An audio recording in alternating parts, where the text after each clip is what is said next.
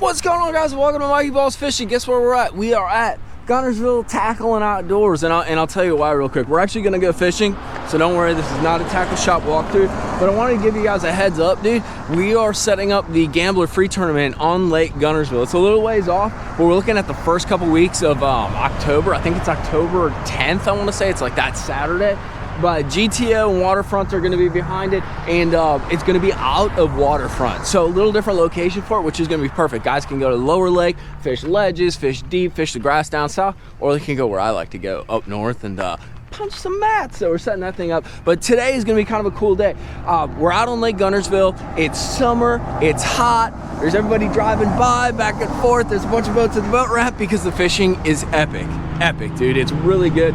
We're gonna go out and try to explore some more offshore fishing, but here's kind of the caveat that's a little bit different. We've talked about offshore and deep water fishing in the earlier videos, but here's what happens as kind of this offshore kind of, I don't know, pattern goes through. More and more people get on it, more and more fish get out there, but they get beat up. Like, they start seeing a lot of baits, they start seeing a lot of pressure. You get like a bunch of boats. You remember that Jason Labyrinth thing, like total conflict, like 2 boats on 1 ledge? What? Yeah, stuff like that happens. So these fish start getting smart, and that means you gotta be a little creative, mix your baits and your presentations up, maybe fish a little more finesse, a little wacky, decky, quacky, chacky. That rhymes, but it's not cool. You get the idea. We got to mix our baits up, be a little more creative, maybe look at a little deeper water. So today what we're going to do is we're going to go through the process to look for not only offshore fish, but offshore pressured fish. Fish are seeing a lot of baits that have had their faces beat in just a little bit.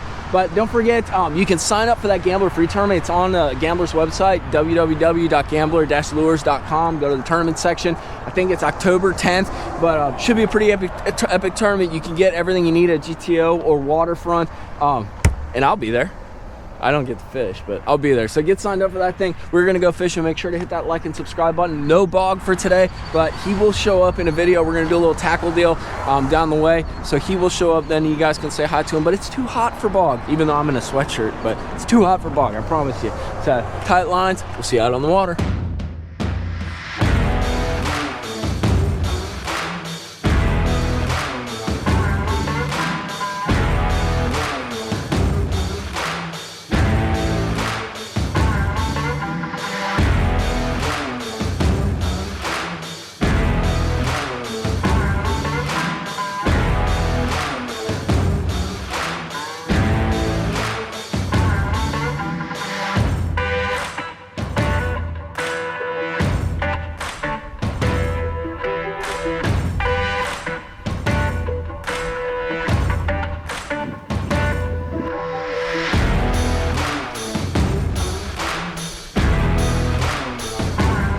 That's a nice way to start today. You know, one of the first things that I do when the ledges start getting pressured and they start seeing a lot of baits is like the simplest action I can take, and I move deeper. So I'm on Lake Guntersville. So deep for Lake Guntersville is like anywhere 18 to 25.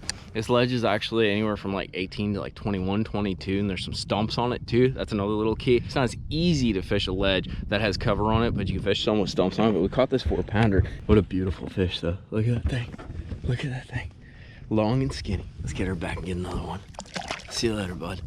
One thing I will tell you about fishing the shaky head is you really gotta fish it slow, and you gotta make sure your rod sweeps aren't that long. Like, you wanna go from like a, I guess that'd be like a 10 to 12, like boom, and stop. Like, you really, actually it's even less than that, it's like 10 to 11. You really wanna keep contact with that bottom, and every time you get kind of hung on something, don't try to jerk it off too hard, just kind of pop it, or see, now I'm hung, or change the angle of the rod. You see how I went a little bit higher with the rod tip and it actually came right over it. Oh, there we go again. But like, that's when you're mostly going to get your bites, is when you're actually popping that bait over something, but you don't want to overdo the action. You just want it to kind of pop and fall nice and gently, and usually on that fall you feel a little tick, or your line will kind of lock up, or you'll just feel a little dead weight. That is a bunch of bigs mixed into the stumps.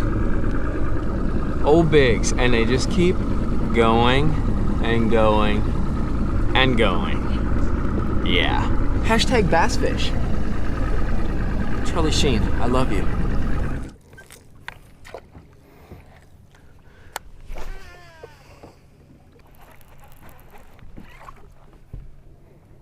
That's bass, I think. Might be 2.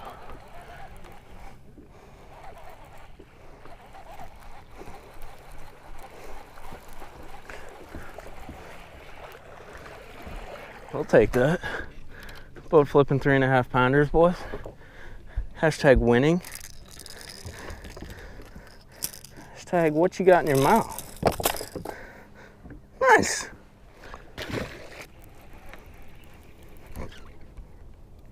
There we go. Just gotta find that line.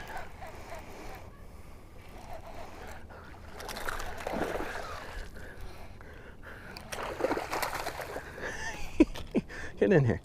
Get in here, 3.5 pounder. You weren't ready, were you?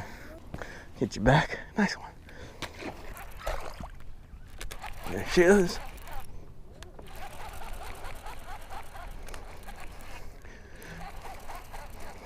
Running straight at the boat, too. Come on. It's always the little ones that won't come off when you let them flop around for a second. They're on that crankbait, boy. Goose would be loving this.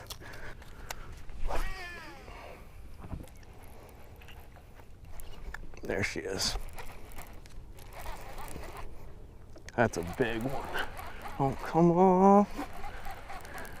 Felt big. Another solid one. Get them lined up, but they do not want to get the bait. But hey, as long as you can boat flip them, dude, that is one chunky G-ville fish, right? That is a chunky one. Green gizzard shad, school of bass on Lake Guntersville. That was pretty cool. That was a good school of fish, dude. We probably caught like 15 pounds in 20 minutes. But it kind of speaks to that concept, like simple changes, dude. As these fish get pressured, they move a little bit deeper. And then the other thing is there were some stumps around. But I'll tell you what the funniest thing about it is, and this is one of the biggest like lies about crankbaits. And it's not always a lie, but it's a pretty big lie. So we caught basically all our better fish on this guy, which is an 8XD, pretty standard, right? So here's the deal. I didn't know that this joker was sinking. It was filling with water and sinking. And what it does is instead of that bait floating back up, it just kind of lays on the bottom and just grinds, and you can get it a little bit deeper.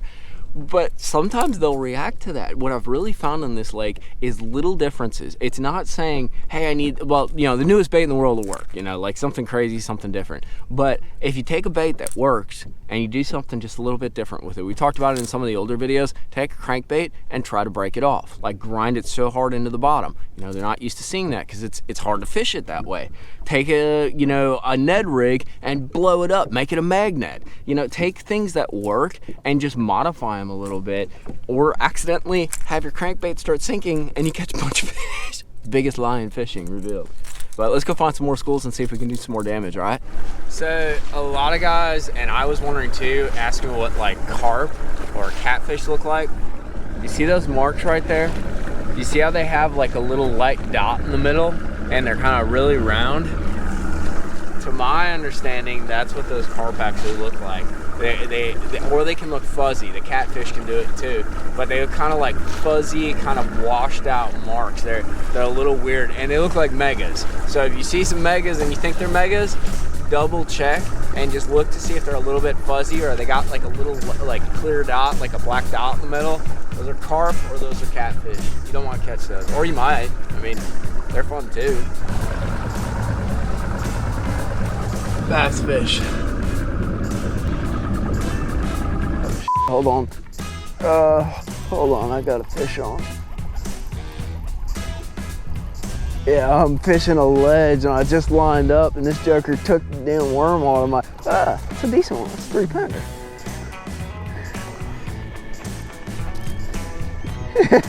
Talking to my boy Charlie on the phone, baby. Let's fish.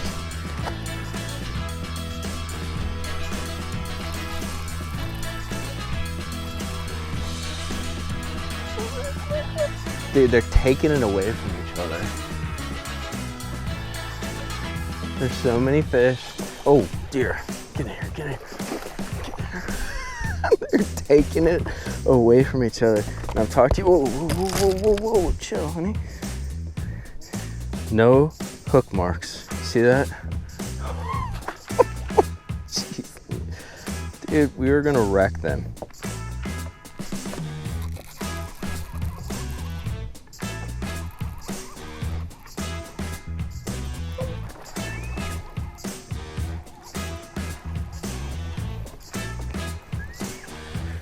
Back on that shaky head, boys. Not giant, but we just marked what I think is a mega school, and they're not where they should be. So those are the kind of fish you want to find, bro. Well, that's a wrap for today out on Lake Guntersville. I'm back in the bass cave, dude. I took a shower, kind of cool off. But I want to throw you guys like what baits and just that strategy that we're talking about. You know, as these fish get beat up, as we get later in summer, you know, they're offshore, they're deep, but you got to kind of expand where you're looking. Look a little bit deeper. Look around cover. Look around some stumps, you know, maybe not clean ledges. Kind of open your mind a little bit and kind of expand that territory that you're grabbing for bass, because they're going to move out there. They're going to move deeper before they move shallower, or at least some of them will, and you can tap into that. You just got to keep an open mind about where you're looking.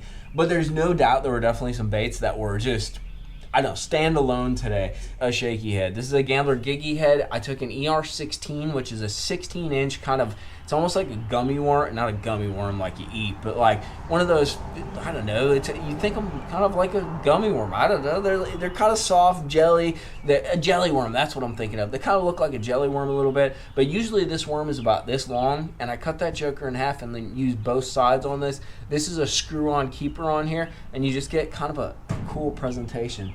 But the true highlight today was one that really confused me, and it's this guy, dude. And this is an 8XD in green gizzard shad, but the trick wasn't, I didn't even know this was happening. This joker was sinking. We were fishing some deeper ledges, and I was amazed how easy it was to get down. So it kind of blows away that whole concept that we always think about, oh, you want that crankbait to kind of float up off the bottom whenever you're cranking it down there. You know, using different retrieves and grinding it, you can get kind of that cool erratic retrieve, and the bait doesn't really need to float up off the bottom. So the next time you got yourself like a crankbait that's sinking, don't go and throw it in the garbage right away. There's times when you have deeper fish, or if you're really not even worried about losing the crankbait and you want to throw it. We're fishing around a lot of stumps and stuff. If I would have known this thing was like as sinkable as it was, I'd have probably thrown it in some more naughty little places where there's a lot more tree holds and stuff like that. So keep it in mind, keep an open mind. This thing's gonna get deeper, and it's gonna have a different action than your standard floating, you know, I don't know, like working right crankbait. So the sinking crankbait, it kind of, I don't know, kind of throws wind to all the truths that you hear about crankbaits, huh? It's kind of a cool concept. But thank you guys for watching. I appreciate all your support for the videos. I hope these baits catch you some bass out on the water. And if you think like I should have thrown something else, or I'm forgetting something, definitely throw it down in the comments box. I love your perspectives on lures and different approaches to these fish as I learn and go through the process up here in North Alabama. But once again, thank you guys for the support. We're out till next time. You see us back out on the water, maybe in the bass cave, hanging out with Bob. Tight lines.